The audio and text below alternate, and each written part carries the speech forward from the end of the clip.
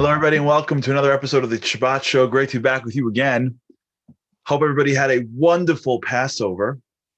We missed you. I missed you. It's great to be back with you here again for another episode of the Shabbat Show. It's been over a year since we started the Shabbat Show, believe it or not. And it's just, I can't even begin to describe just how much it's meant to me personally and to the team, and just how much we've tried to cover in this period of time. And tonight's show is no different. Tonight's show is a show that means a lot. It means a lot to us personally. It means a lot to us as a community, as a nation. It's a show that is challenging. We'd rather do shows that were lighter and comical and funner. But these are one of those moments where we as a nation have to look back at something that was hard to look at, and look at it right in the eyes and see what we can take from it and see how we can grow from it. Today is Holocaust Remembrance Day. And as a grandchild of two Holocaust survivors, I can tell you that it's not just a regular day on the calendar. My grandparents, they should have elevated souls.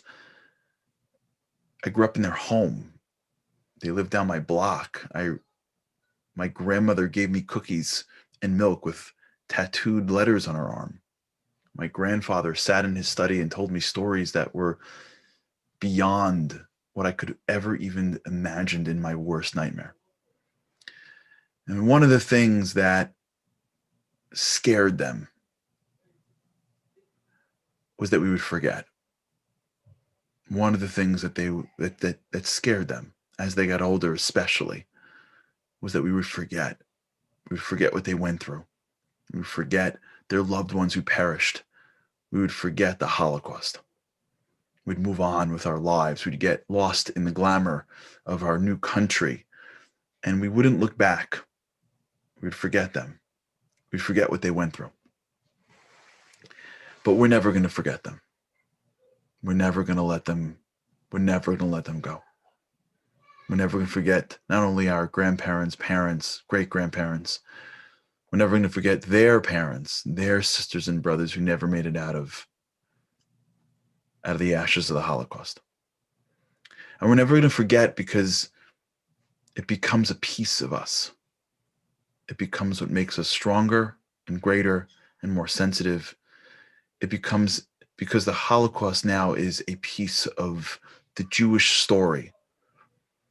Just like Passover was the beginning of the Jewish story, the Holocaust is also a piece of that long journey that we've started in Egypt, and we're anticipating ending with all the Jews coming back to the state of Israel. And today's show is dedicated to a lot of different things. Of course, it's sponsored as a program of the Carl Enoch Goldman Center for Jewish Values, dedicated by our good friend Jay Goldman. Thank you. It's also very much connected to a great organization, Daily Giving. DailyGiving.org, if you don't know what it is a great organization that gives $1 a day on your behalf. They're giving out tens of thousands of dollars a day, a week. Check them out, dailygiving.org, dailygiving.org. They're an incredible organization supporting dozens and dozens of great organizations. You give them money, they give it out every day, $1. Dedicated to them as well. But it's also dedicated to every single person that survived the Holocaust and that perished in the Holocaust. There are so many souls that were influenced by today. It's beyond. And we're blessed to have them in our lives, and we're dedicating the show to them. And whether they're still alive, whether their children or their descendants are alive, or whether they're watching from heaven, they should see and know that we're not letting this day pass. We're not letting this day go on like a regular day. Like I told people a lot, growing up, every day was Holocaust Remembrance Day. And for those who have parents or grandparents or great-grandparents that you've spent time with, you know that. It's just part of our life. This Holocaust was part of our life. But no matter where we are, whether your grandparents went through it or not, whether your parents went through it or not, it doesn't really matter. It's our story. The Holocaust is our story. And tonight we're going to try to learn lessons from it. We're not going to ask why. We're not going to spend lots of time on even many of the tragedies. We're going to try to learn lessons. We're going to meet great people that know it, that have spent a life on it. We've got videos from filmmakers about the Holocaust. We've got Dr. Michael Berenbaum on, who's an international authority in the Holocaust. We've got Guy Orman on, who is a producer that has made Holocaust films. We've got an incredible interview with a Holocaust survivor, Mrs. Celia Kenner. And we're going to try to learn lessons. We're going to try to hear stories. We're going to try to get a picture so that we can be moved and inspired and charged to continue the legacy of the Jewish people and to make all those Holocaust survivors proud of us. So stick with us. There's a lot to talk about. We're happy you're with us. It's an important show, and it's just an honor to be with you again tonight, and we're looking forward to spending the time in such important matters like the Holocaust. Let's begin with a video from a rabbi who recently passed away. Great rabbi, Chief Rabbi Jonathan Sacks. Check this out.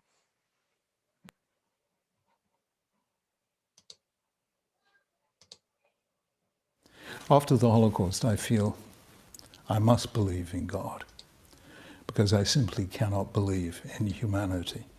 The Holocaust did not take place in some medieval century. The Holocaust did not take place in some benighted third world country. It took place in the very heart of Europe. It took place in the Germany of Goethe and Schiller and Kant and Hegel and Bach and Beethoven. It took place in the country that held itself to be the most civilized in the world, in the century that was held to be the most exalted of the world. It took place in enlightened, emancipated Europe. And don't believe for 1 second that it was only Germany. If you had asked in 1900, which are the global epicenters of anti-Semitism, there could be only 2 answers. Paris, the Paris of the Dreyfus affair, and Vienna, the Vienna of the notoriously anti-Semitic mayor Karl Lueger. Now, Paris and Vienna were the most sophisticated cosmopolitan cities in the world, and yet they were world leaders in anti-Semitism. And the Holocaust was not driven, ground up by the masses.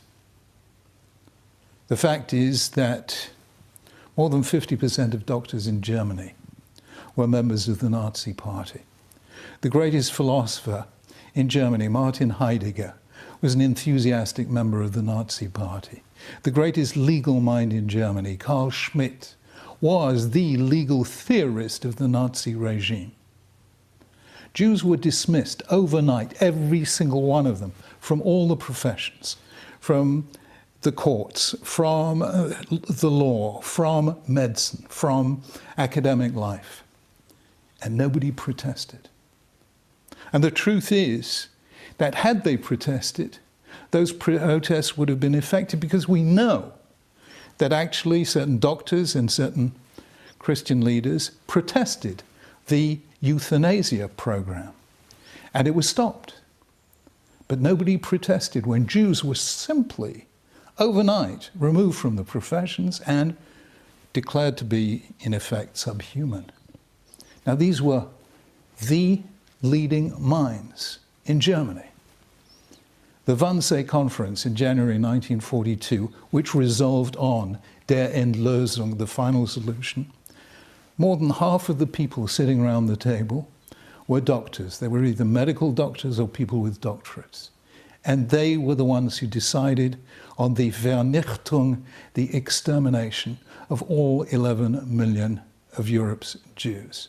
That was the plan, that Europe as a whole should be Judenrein, free of Jews. Now, I don't know anyone who can have faith in humanity after that.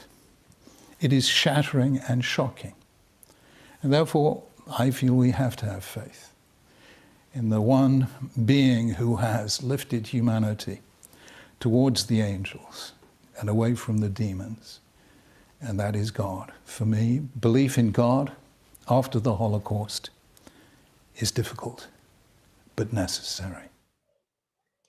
Wow, what an incredible perspective that I've never heard, that creates a real way of seeing the world.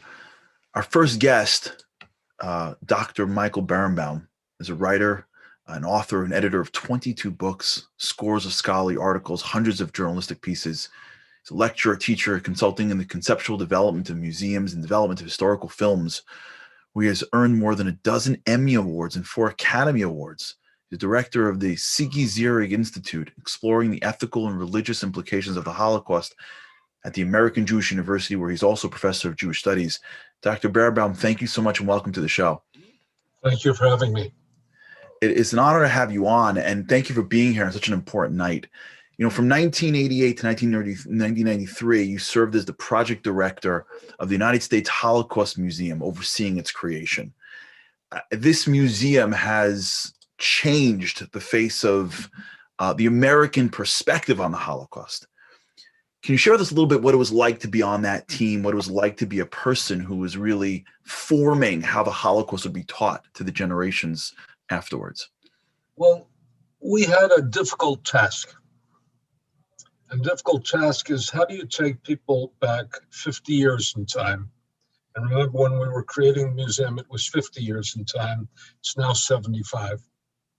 And how do you move them a continent away?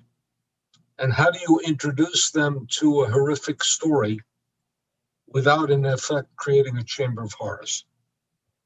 And our task was to move people off the National Mall, move them back in time across an ocean, and to confront this event, and to say that this event has something to say to the American future, to the human future. And we began essentially by first making the transition easier, because we first saw it through American eyes. We began with the notion of liberation, and with not the liberation of Auschwitz by Soviet troops, but the liberation of American troops who were accidental liberators. They happened upon the camps. Nobody set out to liberate a concentration camp. They were en route to Berlin to win a war. And then they met the survivors, battle-weary veterans who had killed and seen buddies die, went into a world which was radically different from the world, even the difficult world of combat. They saw what they saw, and they had to struggle to become, instead of warriors, healers. But they asked the question, how could this happen? And we tried to answer the question, how could this happen? And the rest of the museum answers the question that they answered. And we walk you through the evolution of the Holocaust from the world before, because we believe that before people were victims, they were people. And we had to see the real live people of that world. We asked the question, how does a democracy become an authoritarian, ultimately a totalitarian regime? And then we walk you through the Holocaust step by step, from the rise of Nazism to the beginning of war, to ghettoization, to the mobile killing units, to the concentration camps, to the death camps.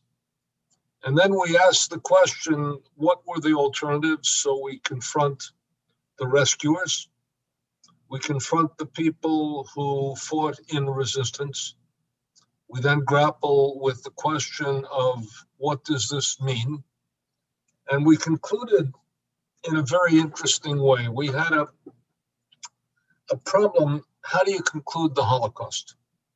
How do you conclude the story of the Holocaust? The ideal conclusion is not available to us. If I had my druthers about the world I live in, the ideal conclusion is we would look back on the years 1933 and 45 and say it is impossible to believe that human beings would do that to each other, because we couldn't possibly do that to each other. But that's not the world that you and I inhabit, not the world that our children inhabit. We understand that hatred can continue to exist and can indeed reassert itself in our world. So we conclude in a very special way by asking survivors to tell their story, because they are the people who transition between that world and our world.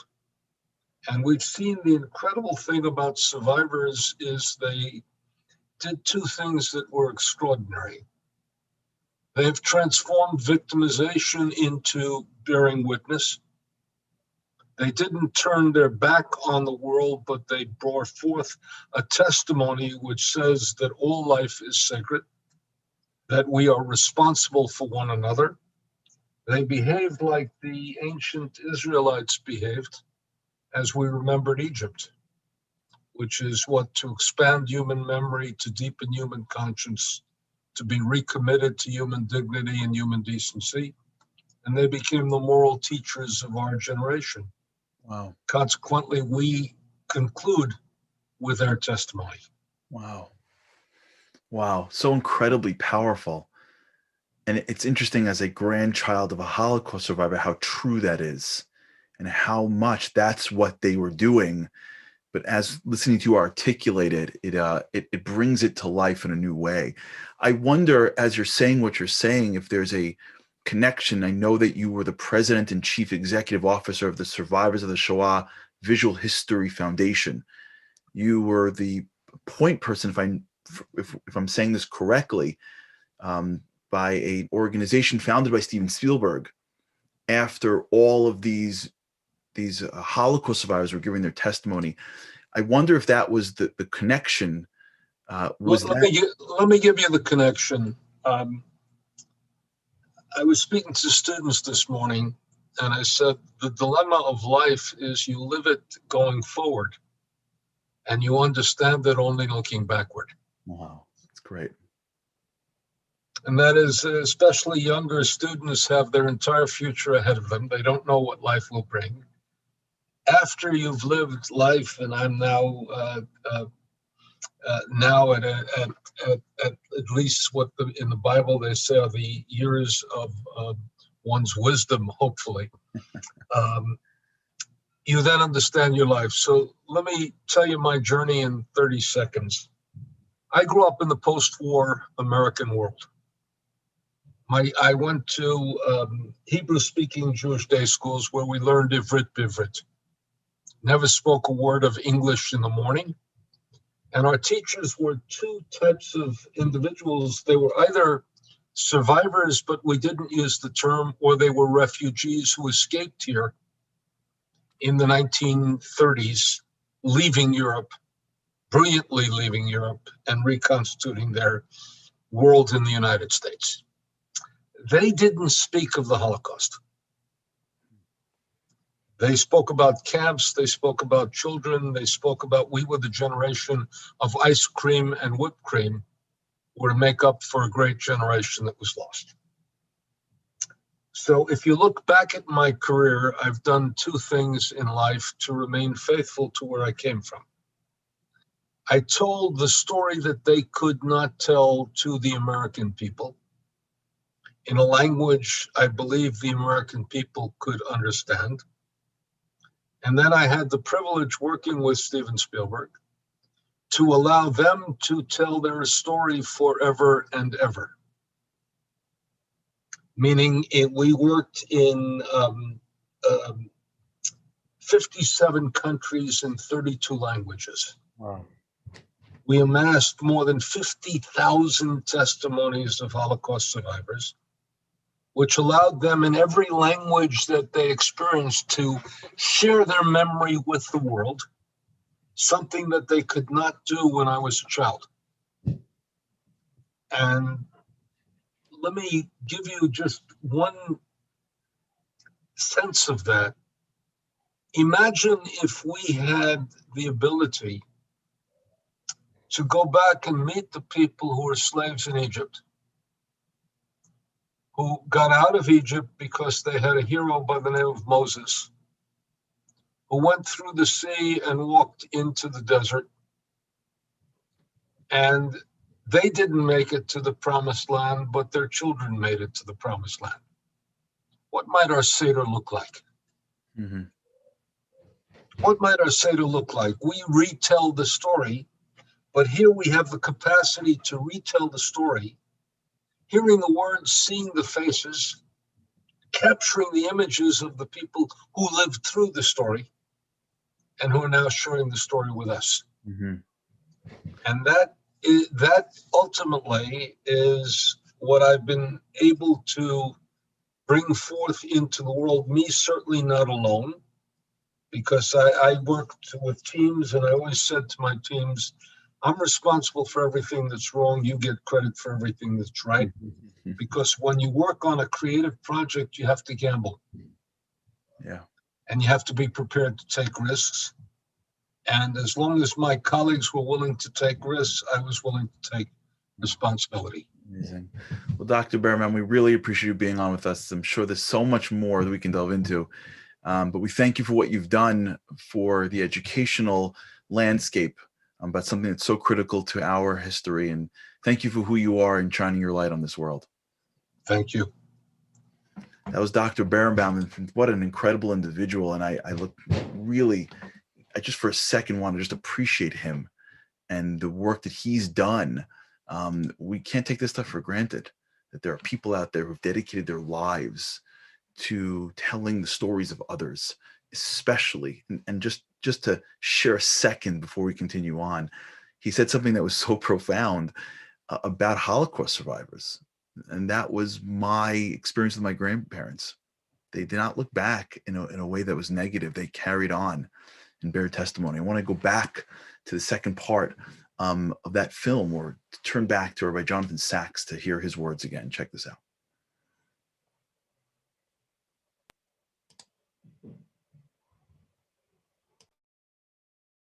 How did the Holocaust affect my personal faith? Well, firstly, it hugely strengthened my Jewish identity, because I just felt the weight of all these ghosts. And I knew that what they died for, I had to live for. I could not let their Jewish story end with me. I just couldn't. But it did completely transform my understanding of faith. And here I want to speak about a midrash, a rabbinic exegesis, which dates from 4th, 5th century. And it's commentary on Abraham leaving his land, his home, his father's house. And the midrash was very enigmatic, says the following. What was the matter like? It was like a traveler who is going through a desert and sees a palace in flames. And he says, is it possible that the palace has no owner? Just then, the owner of the palace appeared over the parapet and said, I am the owner of the palace. Now, that's a very enigmatic midrash. But once I had been to Auschwitz, I really understood what it meant. And it is a rather dramatic thing. Abraham saw the universe. It's a palace. This vast universe, this vast law-abiding universe, the laws of chemistry, physics, you name it. It's a universe that is pretty predictable for the most part. It obeys its laws. It's a palace. Somebody made it. It has design. But it's in flames. I see a world full of violence, war, injustice, exploitation, cruelty. Now, somebody builds a palace, doesn't leave it to the flames. You try and put the flames out. So how can I understand that on the one hand, the universe is a palace, and on the other hand, people are ruining it and killing one another? And that's when God appears to Abraham and says, I'm the owner of the palace. I need you to help me put out the flames. I need you to help me put out the flames. God, who made the entire universe, can't put out the flames of violence and injustice. Yes, there is only one thing God cannot do without help from us, and that is live within the human heart. Wow. Incredible concept here and responsibility that we have. Speaking of responsibility, I was very touched and moved by a woman who went through the Holocaust, and her story was so powerful. It almost makes you want to do good and to do better. It's such a powerful, positive, uplifting, touching story. I had the opportunity earlier this week to interview a great woman. Her name is Mrs. Celia Kenner. She was born in 1935 in Lvov, Poland. When the Nazis invaded her city in 1941, she was separated from her parents. Her father was drafted into the Russian army, while her mother was selected for a labor camp. Desperate to secure her safety, her mother found a childless Christian couple. And to raise Celia as her own, she has an incredible story. We did this interview. I encourage everybody after the show to go to projectinspire.org and get the full interview. But check out this highlights of what we learned in this incredible story from Mrs. Celia Kenner. The Germans invaded, and instantly the world changed. My biological father was drafted to the Russian army, never to be seen or heard from again. I didn't understand anything other than my dad is gone, my world changed. I'm hoping for friends to embrace me, but they point at me. Well, being pointed at meant that the person who collects unruly dogs collected me and maybe some other kids that were Jewish. I don't remember them. Taken to the front of the house and made to walk up onto a truck on sort of a makeshift staircase. And as I come up, I grab onto his pants of his leg and ask him in Polish, what did I do wrong? Why are you taking me on this truck? Because what I'm seeing on the truck is other children behind a chain. They're crying, they're vomiting, and they're hysterical. Do you have children of your own? I asked. How would you feel if your kids were on this truck? I didn't do anything wrong. I must have touched the sensitive note in his heart. He grabbed me by my long blonde braids and instructed me not to come back to the house from the backyard where they found me until nightfall. My mother and I and some other family members who lived in this multi-family dwelling where we live, we were forced to leave everything behind and go to the ghetto. And my mother, who was young, strong, beautiful, and charming, she was forced, against her will, of course, to work in a forced labor camp outside of the ghetto. My aunt and uncle, by sort of means of, compensating someone who offered a place of hiding. My aunt and uncle took care of this. Sometimes they brought me along with them to go into hiding during these raids. And sometimes I was permitted in, and the person who was offering this hiding place and permitted my aunt, uncle, and my two cousins who were older than I, they permitted them in, but not I. And my cry, or any young child, would give away everyone who was in hiding. So my aunt must have had a very difficult time.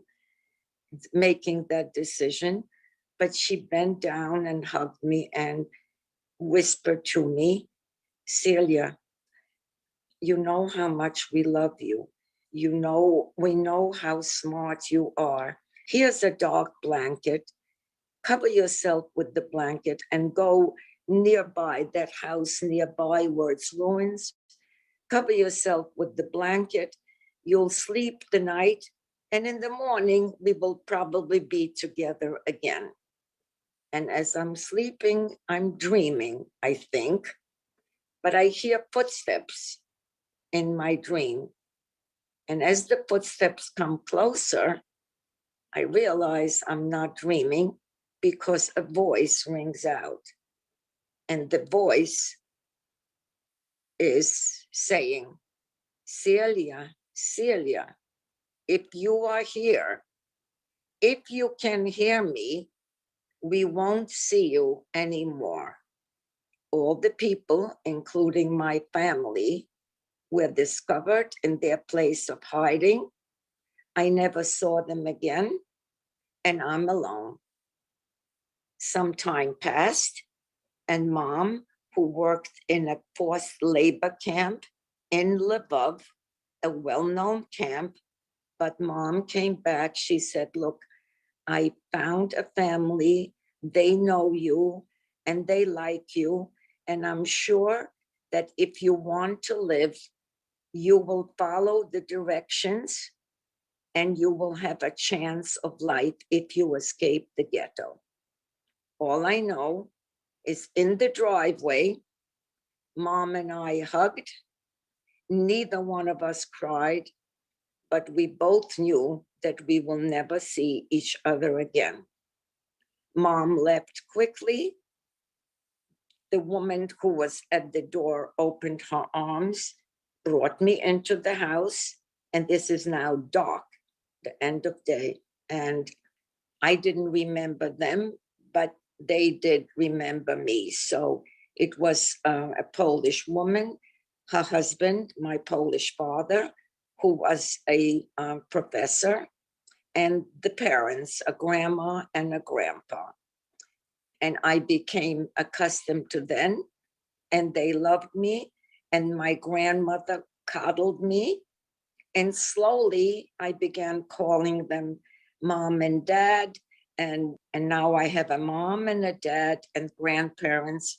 And I put the ugly past of the ghetto and those experiences away. One morning I shuffled upstairs, and the picture window that faced the house directly across the street, 2 adults and 2 children publicly hung directly across the street from our window. This couple across the street were hung as punishment because they were saving 2 children.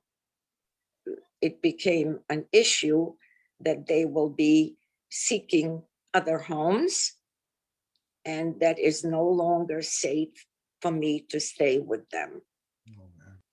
The next morning, after saying our tearful goodbyes and tears, we walk out through the back of the house, and my beautiful Polish mother sits me down on the steps and says to me, Celia, if I hid you in the barn, and I will bring you food only when it is my turn to feed the animals, but you're not going to be alone. You're going to have a friend. Wow, I'm going to have a friend, a little girl. I can finally have someone to play with and chat. Of course, I agreed. So she took the pitchfork, separated the hay, and way up on top, I'm expecting to see this little friend. But what I see is a emaciated, unrecognizable woman. Wow. It was my biological mother. This Polish angel woman hid my mother in the barn for Wow. almost a year while I was upstairs thriving. But because she was alone, because she only got food either once in 3 or 4 days, Mom built back my life up until that point and told me that if she loves me, all she did was to save my life. But if she doesn't make it, I have this beautiful Polish mother and family that will help me to live. We stayed there probably an additional maybe year and a half. Wow. She would come every third day, bring us the updates of where the war is going, and finally came and told us that we were liberated. And a few months after that, still in the house that was ours pre-war, the super of our pre-war time was still there. He received a letter from someone addressed to my mother and my name. Mom couldn't recognize the name, but she recognized the handwriting. The letter was from my biological father, who escaped the Russian army and survived in a different part of Russia. We left Poland, went on through different parts, wound up in a displaced person camp in Germany. We had not any knowledge of any family that survived, but through the Hayas in the displaced person camp, Mom mentioned a brother who immigrated to the United States pre-war. They got in touch with him, and he sort of sponsored and guaranteed, and we came to the United States on August 27th in 1949. Wow. It was a non-Jewish human woman and a human being with soul and heart that saved me and my mom. And now, Kanahara, we have a beautiful family of children, grandchildren, and great-grandchildren. What an incredible story. I encourage everybody, go to shabbatshow.com, listen to the entire interview. There are so many pieces that to this story that makes it even richer that you have to listen to. And it's such an incredible story of such an incredible person and her survival story. I want to wish a couple of Shabbat Shaloms before we continue. To me, I find these Shabbat Shaloms always amazing, but this week I'm finding them even more because my grandparents always taught me that the greatest revenge to Hitler is more and more Jews and more connections and more kids and more light. That's how we were raised, more light. So the Jonathan Turabello, Shabbat Shalom, thanks so much. This is on my Facebook. To Rana Adler, Shabbat Shalom from Fair Lawn, Shabbat Shalom to you. To Samantha Gutman from Tobyhanna, Pennsylvania, Shabbat Shalom. To Deborah Millman from Boston. To Michael Weingart from Germany, Shabbat Shalom. To Janet Michael from Calgary, Shabbat Shalom. We'll do a couple more of those who are on Zoom. Let us know if you want to go to my Facebook. We'll get it throughout the show, but I just wanted to it's beautiful. Just to show you that they tried to wipe us out. And here we are, just one of many programs across the world, all watching and remembering. What an amazing, amazing testimony to the light that continues to shine. We'll do some more Shabbat Shaloms, and please feel free to wish us a Shabbat Shalom. And every single person today is even more. You're always loved. You're always beloved, but today even more. Our next guest is an incredible individual. Award-winning filmmaker Guy Orman is with us. He's the founder and creative director of Big Productions, an incredible storyteller who captivates audiences of all ages and backgrounds. He's networked with the most respected Holocaust historians, museums, and educational institutions, and with many of the leading filmmakers worldwide. He's a good friend. We've done a lot together, and he's produced many films for Project Inspire. Guy, thanks so much for all that you do, and welcome to the show. Thank you, Charlie. It's a pleasure and an honor to be here. You know, Guy, it's great to have you on, especially now. We've had you on a whole bunch of things throughout the year because you're so much involved with what we do. But for a decade, you've been really involved in telling stories of the Holocaust. I've been to premieres where you've shown videos of different people, and they've been blowaways year after year, different aspects of the Holocaust. you've done work with Project Witness, you've created documentaries. Tell us a little bit about how these films help people have a greater understanding for the Holocaust. How is filmmaking so critical for sort of Holocaust education? Sure. I mean, kind of what like Dr. Berenbaum said before about when he was working at the Shoah Foundation and interviewing, so many survivors. When you see someone who went through the Holocaust and you actually hear them, and it's different than reading a book. Reading a book is great because your imagination puts you there. But when you're seeing the person, you see the emotion, and you see photographs, the visuals that you can, visual storytelling is an amazing tool, and it's extremely powerful, and it's a teaching. It's not just to feel emotional and feel sad or things like that and connect with them, but it's a tool to use for education, and that's the goal of it. Because he brought that up literally in your interview with him, was how do you reach the next generation? Yeah. Now, I understand you had special permission to take drone footage over Auschwitz, right? I want to take a look at that with you, that you got that permission and what that did for you, and then maybe we can talk about it. So let's look at this film together, and then we'll come back and talk about it.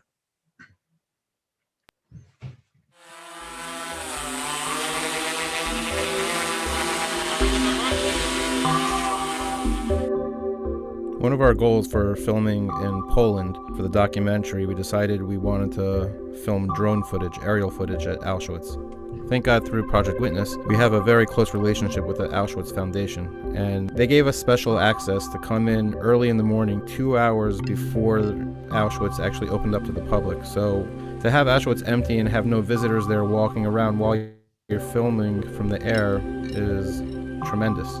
Aerial footage and drone shots allow us to get a different perspective of the location of where we are, to get a wide perspective, to see really how big and how large Auschwitz I and Auschwitz II, Birkenau are, because you don't see it from the ground. And when you read about it and you see pictures in a book, it's one thing, but when you see it from the air and you see how vast and huge the killing machine, and you see how vast and huge the camps were that the Nazis built to murder the Jews, there's no words to explain it.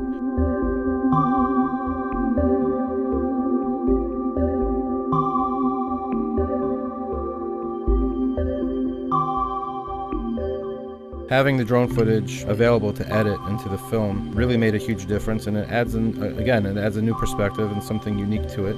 And seeing it also just blew my mind, because it's one thing when you see the gas chambers that the Nazis destroyed in Birkenau, but when you see it from the air and you see the system, how they built things, they really thought everything out. Everybody knows the Germans were very methodical in planning Auschwitz and planning everything, and you really see it more from the air.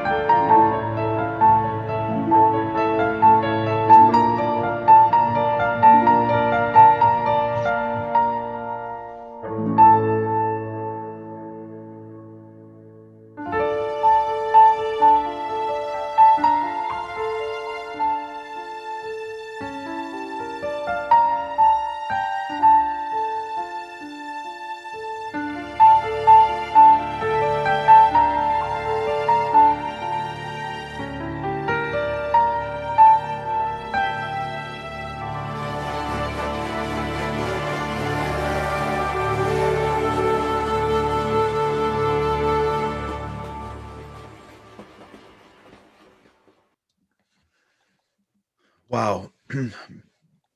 So Guy, let me ask you a question. What was that like when you saw that footage? Give us, if you can, the personalness of being able to sort of capture what you captured and what that did for you. Well, when we went there, I had really I reached out to BBC actually because they did a film using a drone, and they wanted to charge us about $1,000 for 10 seconds to use it, of 10 seconds of their footage. So I said, I'm going to hire my own drone company. So we went there, and I didn't know what to expect. And when you see, again, like I said it in the behind the scenes footage, when you see everything from the sky and you see how big it was and everything they did, it was like mind blowing, and you get a different perspective when you're walking on the ground. You see things, but when you see from the air, I get chills thinking about it. What I remember that, and I remember like when we flew through the gate of the Auschwitz, a famous gate, the dust was kicking up. So it looked like smoke, but it was dust. And just the whole thing was all from God. The whole day was a crazy day. Wow. And it went viral, honestly. It went out everywhere, and people, ripped it off, which I'm okay with. It went out probably, I mean, I counted the other day, I think it was like 12 million views I know about. And then it's been picked up by Al Jazeera and a lot of other news stations. They actually pay now to license the footage because people are using it in different exhibits and museums. And it was an honor to be a part of that. And it was definitely a highlight of my career. Yeah. And it brings into perspective things that, like you said, we would never be able to fully understand until we have that visual. I know that one of the films you produced was Hidden, which we have a clip about. Give us a brief intro as to what we're about to watch. Yeah, so Hidden was the film about hidden children. We just listened to a survivor interview did before she was hidden. So there's so many great clips in that film, but I chose one about Abe Foxman, who's a well-known person. Abe Foxman, who worked at the ADL for many years, and now I think he's still part of the museum of in Battery Park City, Museum of Tolerance, or I forgot the name of it exactly. But we did an interview about his story. He was a hidden child, and he was hidden with his nanny, and his nanny didn't want to give him back to his family, and they actually the parents kidnapped their own child from the nanny. But the clip I chose to show you was his ending was a message. When I listened to it yesterday, I was like, this is a perfect message for today, because it talks about, us as Jews and how we overcame and how we won. And I just thought it was very appropriate for the show, Charlie. Honestly, I thought it was a great message. Okay, let's go to it. Let's go to this clip right now. I think one of the greatest lessons of faith is the survivor's rebirth. And when you look at the Roman, the Greek, the Incas, whatever, then you look at Jewish civilization.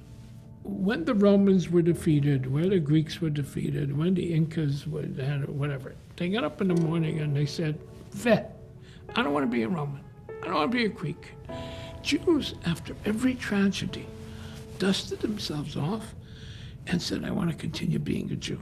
The greatest miracle, if you will, after the Shoah. 1/3 of the Jewish people destroyed in a horrendous way. And the survivors got up, brushed themselves up and said, I want to be Jewish. And I want my children to be Jewish. Some of them lost everything. Mother, father, families, everything. What was their nakama? What was there is to not to give Hitler his posthumous victory, to raise a family, raise children, teach Yiddishkeit, build yeshivas, etc. That's a very important lesson. It's a very important lesson.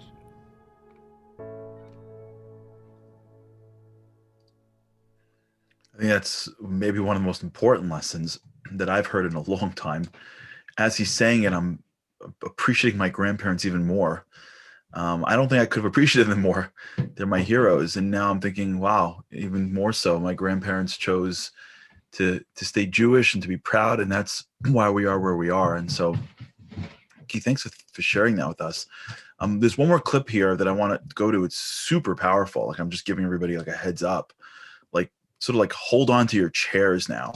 And I don't know if this is one of the most powerful pieces you've produced in the Holocaust, but I know that this is a piece that what you're showing this piece across the country to different public school systems on this anti-hate initiative. Give us a little bit more about what we're about to say. Yeah. So first of all these films, really are it's all part of Project Witness, who's some, organization I work with closely. So thank you to them, first of all. But the anti-hate initiative is actually part of initiative from New York City. Before COVID started, there was this really big initiative, obviously, to try to fight anti-Semitism, which morphed into not just fighting anti-Semitism, but anti-hate. And how do we reach the next generation? How do we reach the kids, but not necessarily the Jewish kids only in the schools that we typically are in, but how do we reach kids in public schools? So that became the goal. And so one of the things that I thought of was, in order to really connect with something you're watching, it has to be short, and you have to see yourself in the situation. Because if you're in public school and you're not necessarily Jewish, and you're watching, a film about, the Holocaust, and you're seeing a lot of Jews in there, you're not connecting with it. So you have to see yourself. So that's what we did. And we made a trigger film, an impact film. And you'll see, like you said, it was pretty intense. A different time I'll show you, Charlie, all the behind the scenes of it. It was pretty amazing. But so we've showed it in a couple of public schools, but then Corona hit and everything got put on hold now. So actually, this is the first time we're showing it in a long time. Okay. It's never been shown in public before. So okay. Well, for those who are watching this, just for those who are watching this, hold on to your seats. Check this out.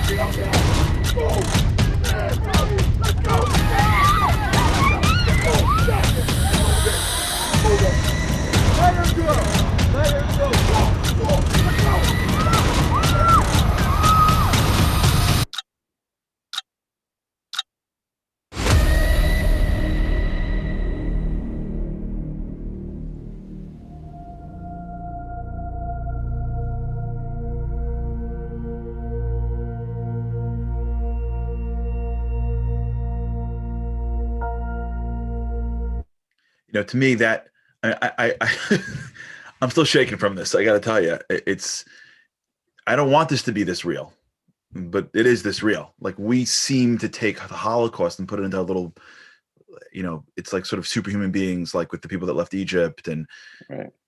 We forget, even though we're related to a lot of these people. Like, you understand, like, how crazy this is. Even though we're related to these people, these are regular, normal people sitting around and like this. Families. Like this. Just you wake up eating dinner, everything just changed, so this, when we showed this in Crown Heights in a public school, and these 6th, 7th, and 8th graders are watching it, and it was, the reactions were audible. Yeah. And it was powerful. And there was a Holocaust survivor there who spoke to them, and they, were all around him, and they were, literally like running up to hug and kiss him. Wow. Well, thanks so much for joining us tonight, and thanks for what you do. And how do people watch more of your stuff? Like, if, let's say, someone's watching this now and going, hey, I want to watch more films, where do they go to watch more of your films? Really, for most of the Holocaust films, 7 documentaries we've done already with them, projectwitness.org. Okay, projectwitness.org. I've seen a couple of these for everyone who's listening, and they are unbelievable. Like, unbelievable. It's so worth everyone's time. Sit around with the people in your family, go to projectwitness.org and watch this. This is our history. And like Guy said, I mean, first of all, he does an amazing job. And number two, there's no comparison to seeing the pictures and the testimony. It's something that you don't want to miss. It's an honor to be a part of that, and also an honor to be your friend, Charlie, anyway. So thank you. Lovely. Thank you so much for being on, and thanks for all that you do in shining your light in this world. Thank you.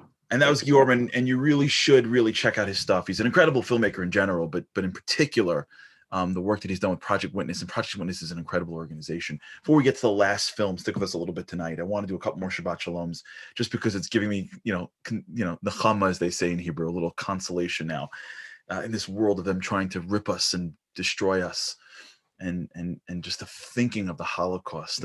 I'm just getting a certain measure of comfort in just knowing that there are Jews from all over the world right now, right now. Shabbat Shalom to Jerry and Eileen Hirsch in Milwaukee, Wisconsin, to the Novak family from Toronto, to the Kodesh family, to Joan Kodesh, Shabbat Shalom to you. And thanks so much for being a part of this. Shabbat Shalom to Lisa and Maura Bela from Maynard, Massachusetts. Shabbat Shalom to John. Shabbat Shalom to the Levin family in Southfield, Michigan. Shabbat Shalom to Mark and Michelle Mandelman from New Jersey. Shabbat Shalom to you guys, to Debbie Newhouse. Shabbat Shalom to the Silvers in Highland Park, to Linda Schwartz from Annandale, Virginia. Shabbat Shalom, and her father was a Holocaust survivor as well. And Shabbat Shalom to everybody that's joining in. We have one more video to show before we end. You don't want to miss this. We have so much more to say, obviously, but there's such an incredible film about an individual who at first wasn't really sure that the Holocaust even existed, and then his incredible journey of realizing just how powerful it was. Check out this incredible film. There is a lot of ignorance among Palestinians about the Holocaust. The logic goes, teaching about the Holocaust is normalization. Normalization is treason, as in teaching about the Holocaust is treason. So actually, I was accused of treason. My name is Muhammad Dejani Dawoodi, and I was born in Jerusalem. We grew up on the idea that the Holocaust is a conspiracy to deport us from our homes in order for Jews to come and live in them. I trained as a fighter to liberate Palestine. However, in 1993, my father had cancer. He was having chemotherapy treatment at the Israeli hospital in Ain Karim. I started to notice that he was not being treated as an Arab, as a Muslim, but rather as a patient. Many Palestinians were receiving treatment by Israeli doctors. At that moment, the good in my enemy opened the gates of my heart to the good in me, while before, the evil in my enemy had opened the gates of evil and hatred and enmity in my heart. I believe understanding is key for reconciliation. So to me, what is right was to educate Palestinians and Arabs about the Holocaust. It was planned that we'll take Palestinian students to concentration camps at Auschwitz. What impact will that have on their way of thinking? There was one student who came to me and said that people told him, your professor will see what will happen to him when he comes back.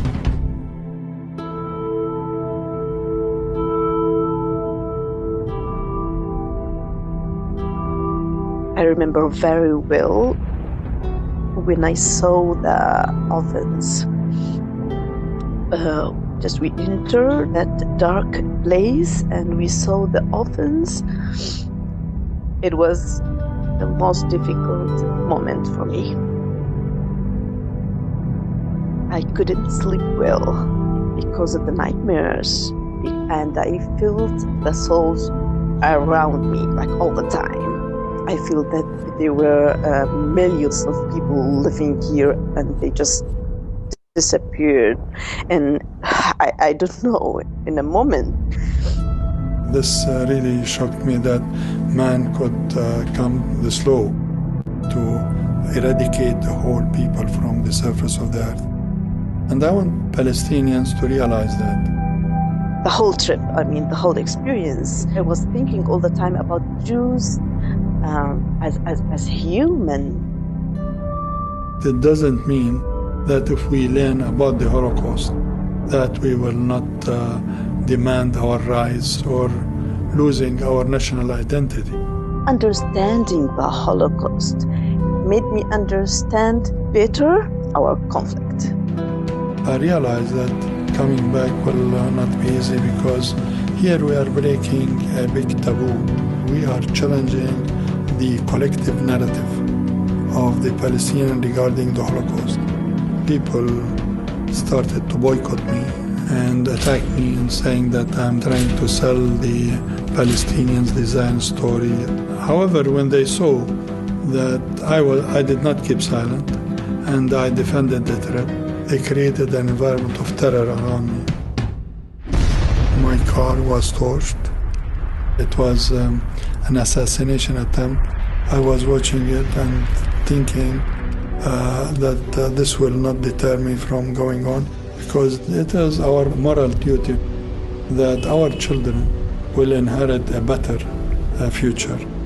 When we announced the trip, more than 70 students applied, and one who was a Hamas leader was not allowed by the Israelis to take the flight to Poland. I asked him, why did you want to go? And he said, knowledge. And I would like to know. I don't like to be ignorant of what has happened. So basically, I think that's hope in people. My name is Muhammad Dajani Dawoodi, and I believe in moral courage.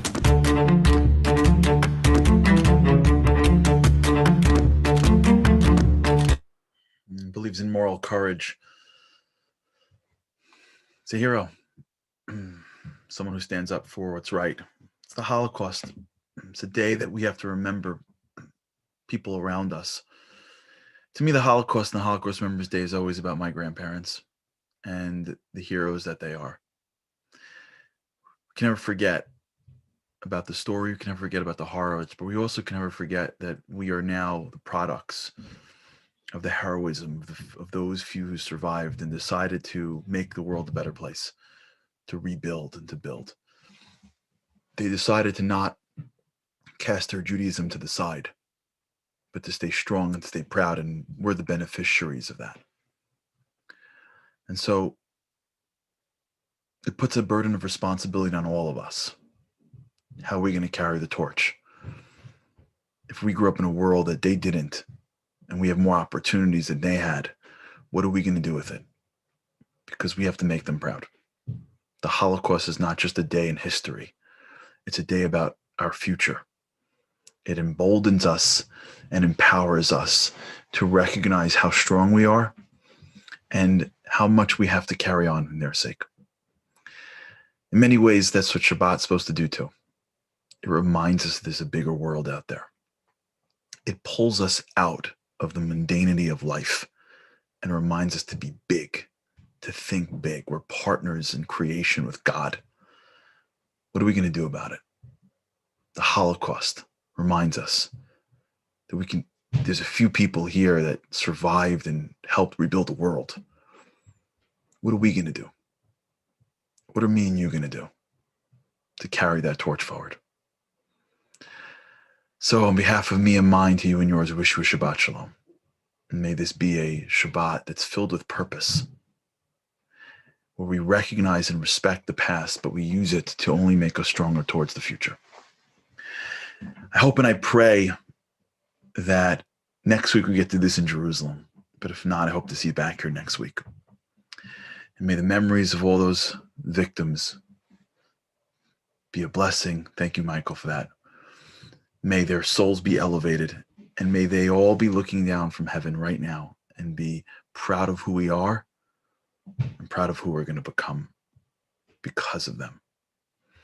A good weekend, a good Shabbos, and Shabbat Shalom.